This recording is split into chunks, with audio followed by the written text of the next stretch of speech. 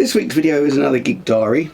I'm trying with these videos to kind of give an idea of what it's like to be a musician in the UK, working for a living playing the guitar. Of course, each week has its different focus, and this week I've been concentrating on the new update that came out on the Quad Cortex 1.3.0, which had a looper in it, amongst other things, which I've been greatly anticipating as I use a looper quite frequently on my acoustic guitar gigs. So here's a little bit of a taste of what's going to come up in the video.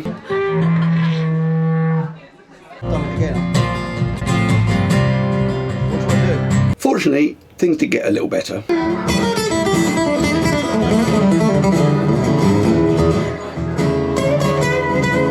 I've also got some top gear packing tips, because that is not going to shut. Now, I'm a big fan of the Quad Cortex, as you can probably tell by the number of videos I've done on it, and I was really waiting for the looper to come out in the hope that I'd be able to abandon my external looper and have just everything I need in the one unit. I use the Quad Cortex on all my acoustic guitar gigs now, and I've set up a preset where I've got all scenes set up for each of the layers that I tend to lay down. So I've got one where I lay down the rhythm guitar, then the bass, then the percussion, then one for various different types of solo with or without delay that I use over it. I did a whole video on setting that preset up, and I'll put that here. So a little disclaimer before I go on, I'm not really a moaner about gear. I always try and make it work for me rather than moaning about why it doesn't work. I think with these things, unless the criticism is constructive, then largely it's a waste of time. So I'm not going to go, this is rubbish, without coming up with a possible solution for it. So with that in mind, I set up a preset that I could use on my next acoustic guitar gig that included the looper. I set that up in this video here. Here's a bit of video diary of me setting up, about to leave for the gig. Just getting ready for my first gig with the built-in looper on the Quad Cortex. I've set up a preset, one that I did kind of showed in my video on the acoustic guitar on the day that the update came out. So I'm just going to check it now, and I'm just trying to work out how I'm going to film myself playing and my foot without having too many cameras set up in front of me and looking like some kind of narcissist who has to record everything that I do, which I suppose is kind of what this is all about, but there is a reason for it, not just for its own sake. Here it is. Here's the Quad Cortex. So I've got that's the boost thing I use for solos, EQ. This is the IR with the acoustic guitar IR in it, and a bit of EQ which rolls the bottom end off. That was my shimmer reverb. Now this is the bit I've got to change. I'm going to leave that, but what I'm going to do is I'm going to assign it, because I've got to use it in stomp mode now. I'm going to assign that to switch A, so if I want to kick it in, then I can use it, but I'm going to have the freeze block using the expression pedal as well, and I'm going to have that so that will switch on and off, so that'll be there the whole time, so I can use the freeze function, and then theoretically if that's there then that's going to work as well, but I should better turn that off and add that in as and when I want it. I'm going to test that in a minute, but I'm going to use this mode. I think that's all I need. This is what I kick in for the bass. I've got my reverb, I've got my delay, I've got my gain for solos. I've got this compressor. I don't tend to use that, but I might as well leave it there as I've got a spare space. What else have I got there that I might want? No, I think that's all I'm going to do. I'm going to try and keep it a little bit simple. I'm going to give that a test in a minute. Just trying to work out how to film everything. So I'm just loading my I'm just loading up my case here. I've got one of these extremely expensive cases which I got given actually, and what makes me laugh with this is it's not quite big enough for all my stuff. So as you can see, so I ended up having this, you know, the most expensive case you can buy, and then the rest of my gear that doesn't fit in a £1 carrier bag.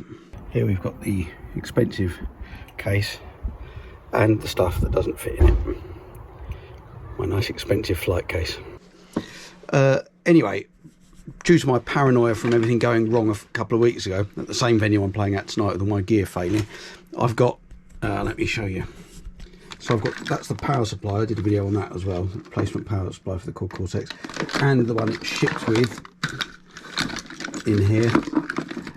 I'm also going to take my loop pedal, just in case I can't get I'm not happy with the looper built in, which I don't think I will be. Got my expression pedal, and I think probably 2 stereo leads for the expression pedal. There's that one and that one. I should have 3 jack leads, spare mic lead in there. I've got other mic leads in my special carrier bag. iPad stand, SM58 beta, and I've got this to hopefully film my foot with my decent camera, which also won't fit in the bag. So I've got to fit this in, I've got to fit this in, and I've got to fit this in. I might even need 2 £1 carrier bags at this rate, because that is not going to shut. Anyway, there we are. Just thought I'd give you a rundown of the gear. Now, I realised I wasn't going to be able to use the looper in scene mode due to the way it works, and I'd have to use it in stomp mode, which was fine. I put all the normal effects that I use, and I thought, well, I just have to manually switch between them, which absolutely fine. That's what I used to do before I discovered scene mode. I did realise before taking it on the gig that it was probably going to involve doing more foot taps per layer, or per looping layer, as I built up the loop, than it would do normally, because I was having to switch back into the loop screen each time I wanted to do something extra, and then switch back to switch effects again. Well, here's a bit of footage of the first song that we did and how it went. Now, I'm going to do a little bit of a voiceover commentary on here to explain what's going on, because it's not totally clear from the camera view what's going on with my foot. It's not clear to me, and I've worked out what I was doing, so here we go. So I've laid down the rhythm track. Now I'm about to come out of the looper mode and put the octaver on to lay down the bass line. But normally I would just then hit the looper pedal again, but because I've got to go back into the looper screen, I don't manage to get there in time. So I've now got to play another chorus before I can then lay down the bass line. So let's enjoy my foot tapping. Lovely, lovely foot tap, yes. Okay, now we hit the overdub button to play the bass line. I'm going to have to do a whole other chorus here of bass line, whereas normally at this point I would be putting the drums down. More foot tapping. I do like these shoes, they make a lovely tapping noise. So then we hit overdub again, and I can hit the drums, but I've realised I've forgotten to turn off the bass. So you have to flip between the screens rather than just switching between the looper and the scenes or the different pedals. So now I've got to wait another chorus to put the drums in. Here we go, overdub, drums. So usually at the end of this chorus I would be able to then start soloing, as I've got my bass, drums and guitar down. But when I get to the end of this sequence I realise I've got to stop the looper from overdubbing again, and then I've got to go back into the other screen and put the gain on to do a solo. None of which I can do, so I have to do another chorus before I can get to soloing. At this point I'm thinking, well, this is livable. I mean, it wasn't a particularly fast song and I wasn't having to do lots of changes, but I was having to run through umpteen choruses, whereas previously I could have layered things up in concurrent choruses. There's a video on the Neural DSP website of Mike Dawes showing off the looper. And Mike Dawes is a phenomenal guitarist, and he's looping up this rather intricate piece. Not wishing to be cynical, but it doesn't look to me like it's probably done in real time. I mean, for several reasons. One, having experienced this myself, you have to do lots of foot switches when switching between loops, and he seems to be very calmly doing one little tap here and there. The other reason I don't think so is, in one part of the tune he's in a library, the next part he's in a greenhouse, and the next he's sitting in front of a fireplace. Now, doing all that and changing scenes at the same time, I think would probably be a little tricky, unless there's someone off camera with the what looks like plugged in MIDI controller. So I was fairly confident after that first tune, and then this happened.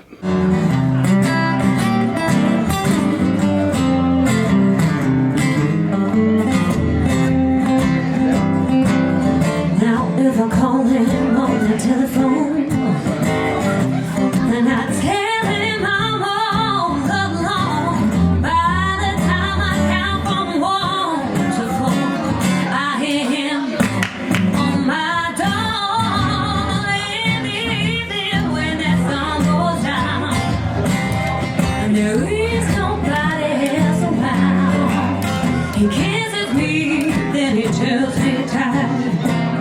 He tells me, baby, everything's alright. That's why I know,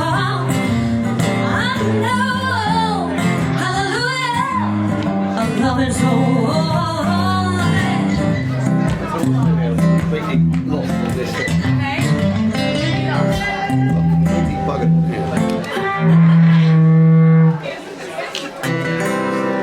We did that on purpose, that bit. That's part of it. It's effective country sounds. That was.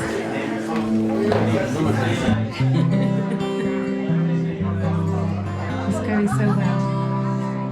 I don't think anyone noticed. I'm going to play that again and I'm going to put some commentary over it as I think I've worked out where I went wrong.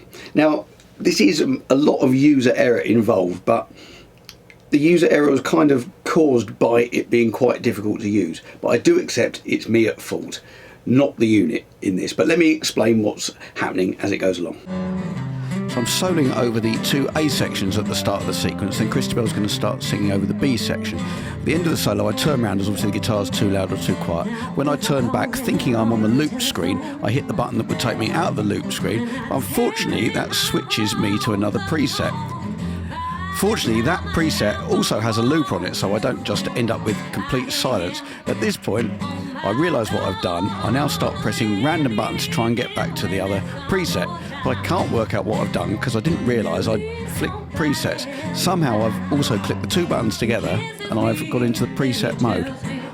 I now bend down and start trying to do it with my hand.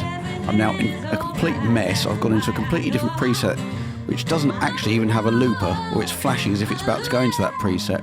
I'm aware that if I click something it's going to go off and probably start feeding back. So now I'm telling Christabel what's gone wrong, trying to cover it by soloing.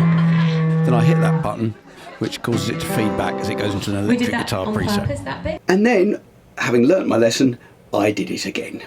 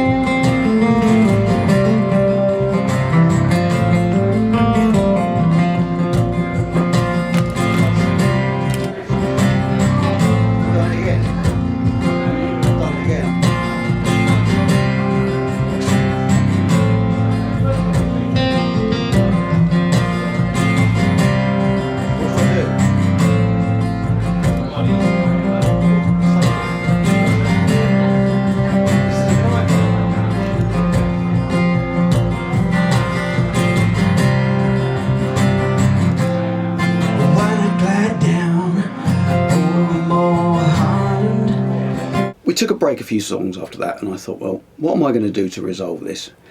So what I did is I plugged my old trusty, well not so trusty, loop pedal in on an effects loop on my old preset and used scenes again. And here's a little bit of footage to show you how that works generally, as I don't think I've actually managed to show a bit of footage of my foot tapping it whilst I'm playing live. So this is how I normally do things. Everybody, let me tell you how my love for you. By an angel from above, fully equipped with a lifetime guarantee. Won't you try it?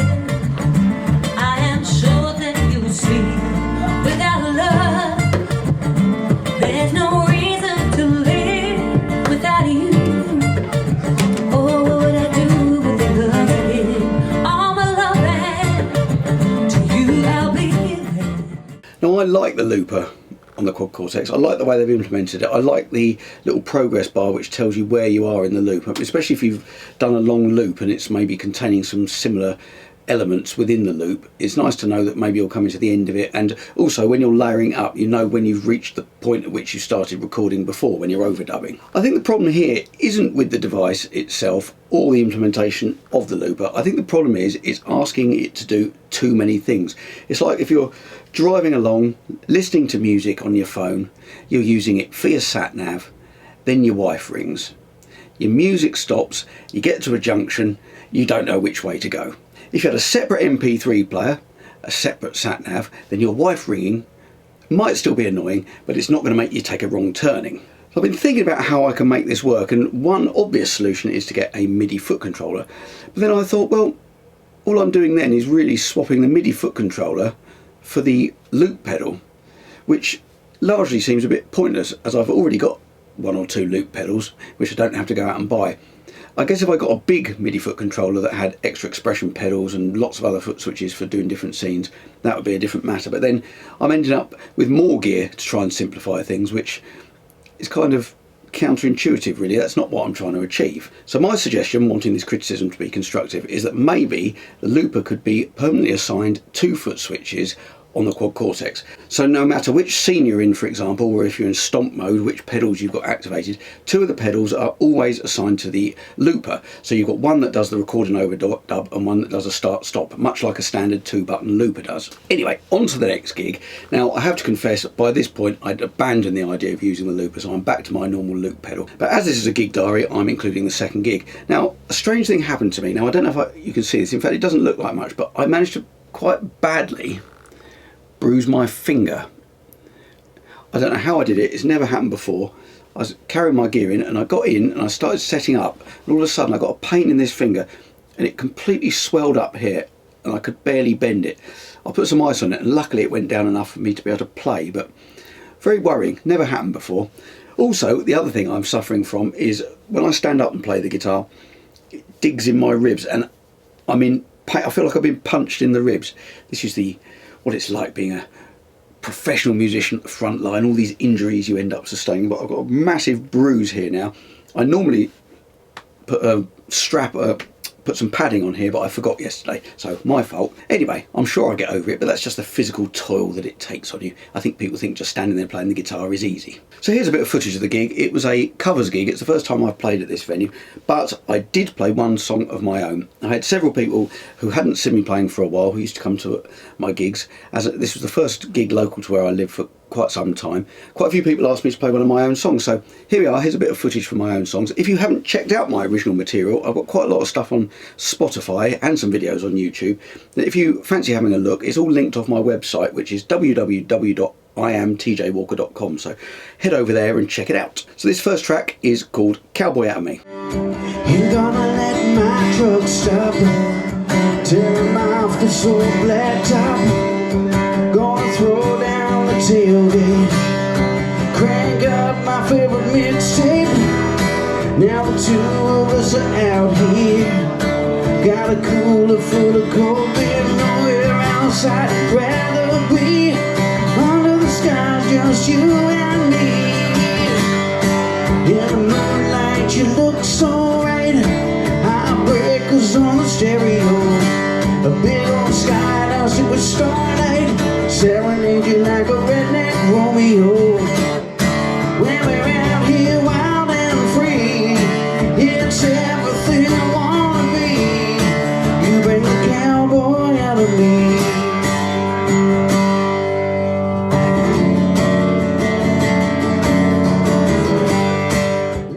Now this next snippet I've included because as I was going through the footage I discovered I do this strange bouncy thing when I'm playing.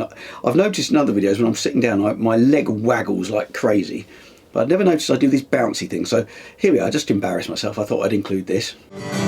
You broke the bonds and you loosened the chains, you carried the cross of all my shame, all my shame. Oh, you know I believe it, I believe, but I still haven't found what I'm looking for. And then finally, to round the video off, a couple of solos I did over a couple of 12-bar blues. The first one is Before You Accuse Me. I thought this solo came out rather well, so I'm including that. And then I got a request to do my version of Route 66, which is kind of a jazzy thing. And my friend who requested it, he's always telling me to do it without the loop pedal. I don't know why. I think he likes it, and I don't know whether he likes to see me having to work twice as hard as you do without the loop pedal. But anyway, here we go. Before You Accuse Me, then Route 66.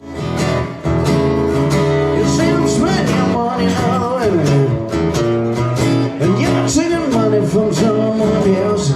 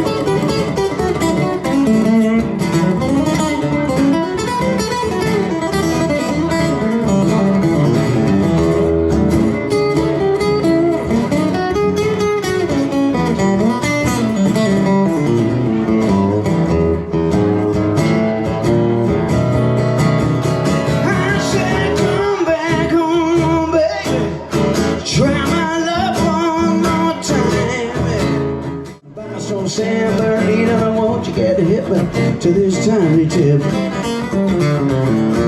when you make that California trip, get your kids on Route 66.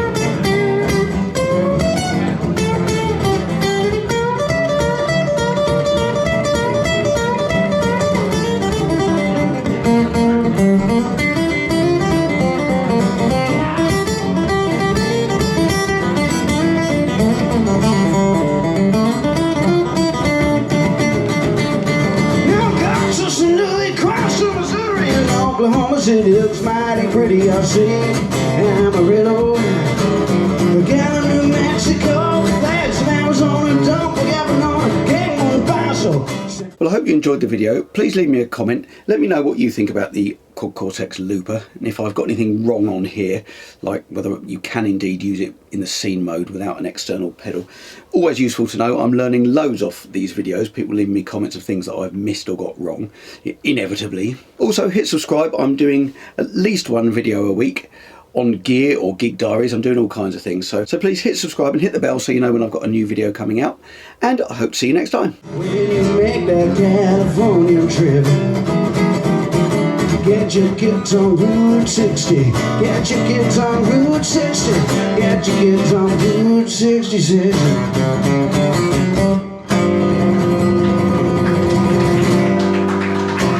Oh, thank you.